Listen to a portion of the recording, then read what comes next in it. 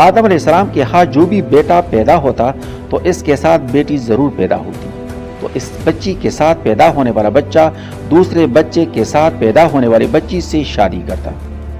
حضرت آدم علیہ السلام کی شریعت کے مطابق جب یہ جوان ہوئے تو قابیل کی شادی حابیل کی بہن سے ہونی تھی اور حضرت حابیل کی شادی قابیل کی بہن سے ہونی تھی، لیکن قابیل اپنی ہی بہن کو پسند کرنے لگا اور وہ اسی سے شادی کرنا چاہتا تھا، جبکہ شریعت آدم میں اس کی ممانعت تھی کہ ایک ہی حمل سے پیدا ہونے والے بچوں کی شادی آپس میں نہیں ہو سکتی۔ روایات میں آتا ہے کہ حضرت حابیل علیہ السلام قابیل سے زیادہ جوان اور بہادر تھے۔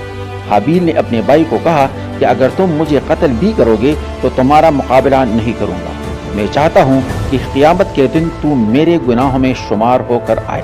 ایک دن قابیل نے غصے میں آ کر حابیل کو پتھر مار کر قتل کر دیا۔ حضرت حابیل کو قتل کرنے کے بعد قابیل بہت ہی دکھی اور پریشان رہنے لگا۔ قابیل اپنے بھائی کی لاش کو کندھوں پر اٹھا کر کئی دنوں تک گھومتا رہا کہ اب اس کا میں کیا کروں۔ پھر اللہ تعالیٰ کے حکم سے دو کوے آپس میں لڑنے لگے، ان میں سے ایک کوے نے دوسرے کوے کو مار دیا۔